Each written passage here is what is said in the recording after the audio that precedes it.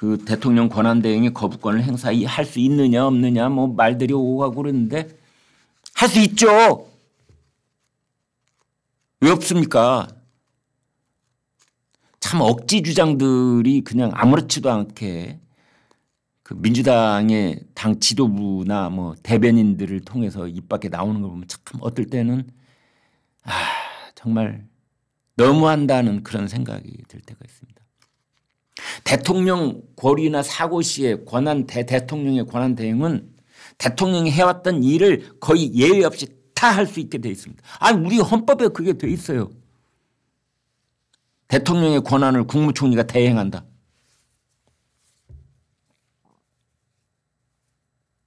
심지어 선전포고도 할 수 있습니다. 국민투표에 붙일 수도 있습니다. 대통령 권한대행이요. 헌법을 고치자는 개헌 발의도 할 수 있습니다. 거부권 정도가 아니에요. 거부권 정도가 아니라 개헌 발의, 국민투표의 회부, 그다음에 적대국을 향해서 선전포고 그런 것까지 할 수 있는데 뭐 개헌 뭐 거부권 따위야 뭐 100번 1000번도 할 수 있는 거죠. 법리대로 본다면. 그러니까 정치적으로 따지는 건 그렇다 치더라도 법리적으로 안 된다 할 건 아니다. 저는 그렇게 봅니다. 이제 그 한덕수 대행한테 지금 남아있는 큰 문제는 세 가지예요. 세 가지. 이제 이 양곡법하고 국회법, 증언감정법은 이 지금부터 말씀드리려는 거에 비하면 사소한 거고요. 지금부터 남아있는 게 뭐냐. 하나가 내란 특검법. 국회 통과했거든요. 한덕수 대행이 이거를 공표를 할 것인지 거부를 할 것인지 결정해야 됩니다. 김건희 특검법. 이것도 공표냐 거부냐. 그다음에 헌법재판관 국회의 몫으로 되어 있는 3명이 추천되어 있는데 그리고 다음 주에 인사청문회도 한다고 그러는데 이것을 임명을 할 것인지 말 것인지. 권한이 있습니다. 네, 권한이 있습니다. 헌법재판관 인사권이 있습니다. 대통령한테. 그런데 헌법재판관이 정원이 채워지면 9명이잖아요. 지금 6명이고 정원 9명을 우리 관련 법이 정확하게 딱딱 이렇게 칸을 쳐놨어요. 3명은 대통령이, 3명은 대법원장이, 3명은 국회가 이렇게. 3명은 대통령이 임명, 3명은 대법원장이 지명, 3명은 국회가 선출 이렇게 되어 있습니다. 임명, 지명, 선출. 칸을 딱딱 나눠놨는데 칸을 나눠놨을 뿐 최종적으로는 대통령이 9명 전체를 임명하도록 되어 있습니다. 그러면 대통령이 임명하는 그 3명은 이제 별도로 하고 나머지 대법원장이 지명하고 국회가 선출하는 그 6명의 헌법재판관 대통령이 임명하는 최종 권한을 갖고는 있지만 그걸 요식 절차로 볼 것인지 말 것인지. 왜냐하면 대통령이 여러 명 중에 1명을 고르고 말고 하는 그런 것이 아니고 특검처럼 뭐 2명을 추천하면 1명을 고른다든지 이렇게 돼 있는 게 아니고 헌법재판관은 그냥 딱 정해진 숫자 대법원장이 지명하는 3명 국회가 추천하는 3명을 대통령이 임명한다고 되어 있습니다. 제가 봤을 때는 요식 절차가 맞는 것 같아요. 네. 국회가 선출하면 그냥 대통령이 자동적으로 임명하는 것이다. 그런데 법리로만 따지면 임명 안 해도 돼요. 국회에서 선출하는 절차가 정당하지 아니하였으므로 대통령이 나는 임명하지 못하겠습니다. 이제 이렇게 되는 것이죠. 그 일을 한덕수 권한대행이 할 수 있다. 이제 이런 겁니다. 원래는 국회목 3명을 야당이 1명, 여당이 1명, 그다음에 여야 합의로 1명 이렇게 돼 있는데 더불어민주당이 우리가 170석을 가지고 있어. 그러니까 우리가 2명 할 테야. 이렇게 생떼를 써가지고 국민의힘이 양보를 했거든요. 그 민주당이 2명, 국민의힘이 1명입니다. 그러면 한덕수 권한대행이 국회의원 3명 추천하는 걸 보니까 거대 야당이 생떼를 쓰셨군요. 나는 그건 임명 못합니다. 이러면 그만이에요. 그래서 지금 이제 야당은 헌법재판관 임명하라고 그러는 거고, 또 권성동 원내대표는 임명하면 안 된다 그러고 있고, 저는 권성동 원내대표가 말하는 임명하면 안 된다라는 말도 법리적 근거는 약하다고 봅니다. 권성동 원내대표도 그럴 만한 그런 확실한 근거를 가지고 할 수 있는 얘기는 아니에요. 근데 이제 여기서 중요한 것은 민주당의 태도입니다. 지금까지는 민주당이 헌법재판관이 3명이 결혼된 지가 지금 세월이 꽤 흘렀습니다. 그동안에는 팔짱 딱 끼고 아이고 헌법재판관 있거나 말거나 우리는 모르겠어 이렇게 고개 외로 꼬고 그러고 있었거든요. 왜? 헌법재판소를 기능을 마비시킬 속셈이 있었던 겁니다. 이진숙 방통위원장, 최재해 감사원장, 이창수 서울지검장 탄핵 소추해서 국회 통과시켰잖아요. 그래서 그 사람들 지금 직무가 정지되어 있습니다. 민주당 혹은 이재명 입장에서는 이 사람들은 직무가 정지되어일수록 좋은 거예요. 특히 이재명 입장에서는, 특히 MBC의 현 체제를 유지해야 될 입장에서는 방송통신위원장 직무가 정지되는 게 좋아.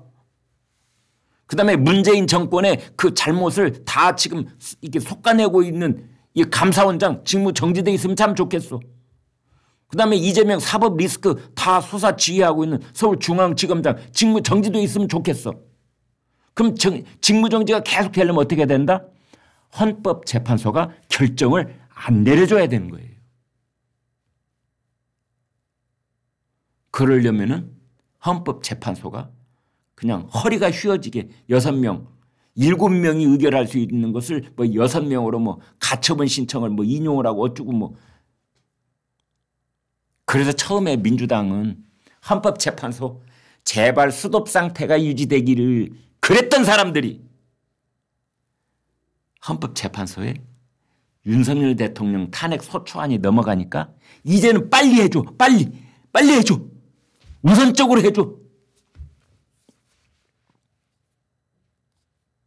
2달 만에 해줘. 민주당한테 말하고 싶으면 해봐. 속이 얼마나 시커먼가 좀 보게. 해봐. 혀 내밀어봐. 혓바닥에 새카만 사람들 같으니라고.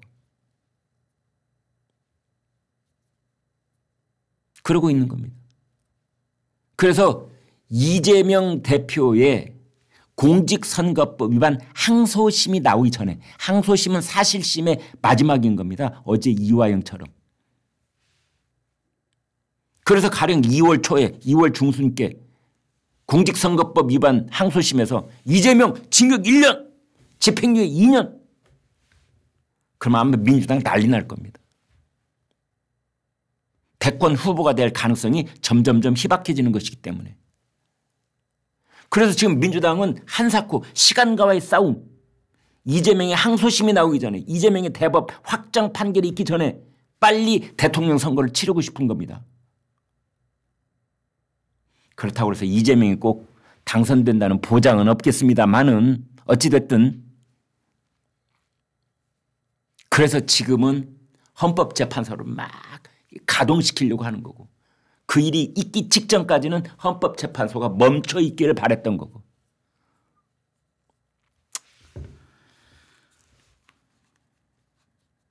지금 그런 상황입니다. 그래서 이제 그 한덕수 권한대행이 헌법재판관을 임명할 것인지 문제, 그다음에 내란 특검, 김건희 특검 이것을 거부하느냐 마느냐의 문제를 가지고 지금 민주당은 계속 협박 공갈을 일삼고 있는 것이지요. 우리 말 안 들으면 당신 탄핵할 거야. 한덕수 대통령 권한대행 국무총리 우리가 탄핵할 거야. 탄핵 많이 받지? 우리가 지금까지 28번이나 했으니까 잘할 거야. 과반 이상이면 되는 거. 국무총리도 국무위원이니까.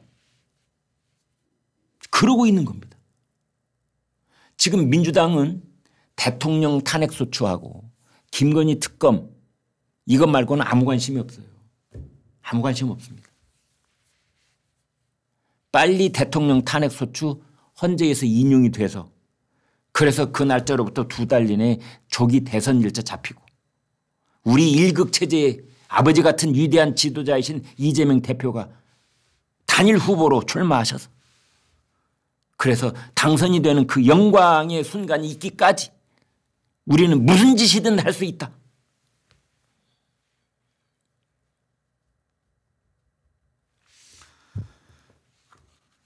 그런데 이제 지금 민주당은 사실은 내부적으로는 고심이 큽니다. 탄핵을 또 한다? 대통령 탄핵한 이후 또 한다? 탄핵을? 국민들이 안 참을 겁니다. 탄핵의 역풍. 그다음에 총리실에서 정식으로 밝혔더라고요. 민주당한테. 거부권을 행사한다고 그것이 탄핵의 사유가 된다고? 오래간만에 총리실이 민주당을 향해서 할 소리를 했더라고요. 거부권 행사가 탄핵의 근거가 된다는, 탄핵의 사유가 된다는 그 법적 근거를 내놓으시오. 말은 정중하게 했지만 요컨대 그겁니다. 민주당 근거를 대봐. 우리 권한대행이 거부권 행사했다고 그걸 탄핵하겠다고 그러는데 근거가 어디가 있어? 헌법에 있나? 탄핵에 관한 법률이 있는 거기 뭐가 있어? 내놔봐. 민주당에서는 말이 갈수록 험해지고 있는데요. 한덕수 권한대행을 내란 부역으로 판단되는 즉시 끌어내리겠다. 나는 민주당 사람들이 반드시 이 후과를 치르는 날이 올 겁니다. 아무나 대고 끌어내리겠다니. 끌어내리겠다니. 이게 지금 할 소리입니까? 이 비상시국에 온 국민이 근심 걱정 어린 눈으로 지금의 대통령 권한대행 체제를 정말 조마조마한 마음으로 보이고 있는데 우리나라 국정의 큰 축을 하나 담당하고 있다는 입법부의 거대 야당으로서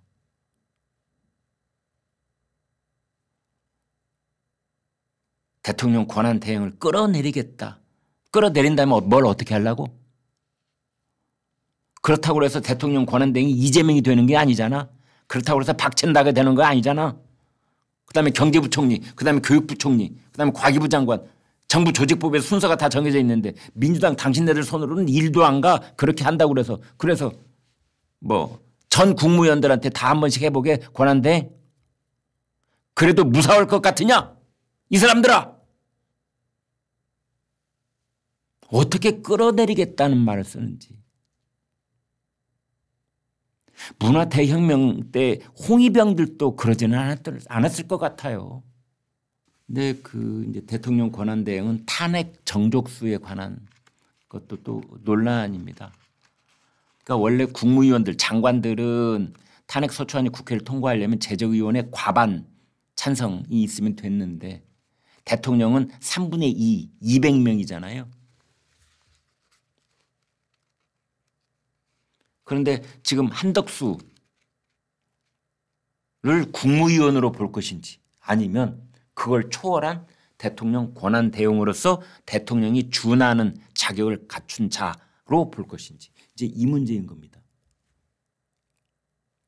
대통령이 준한다고 할 때는 한덕수 대행을 탄핵하려면 국회의원 200명이 필요한 거고 민주당 야권 전체가 다 똘똘 뭉쳐도 불가능한 거고 국무위원으로 보면은 과반이니까 가능한 거고 이제 그런 거거든요.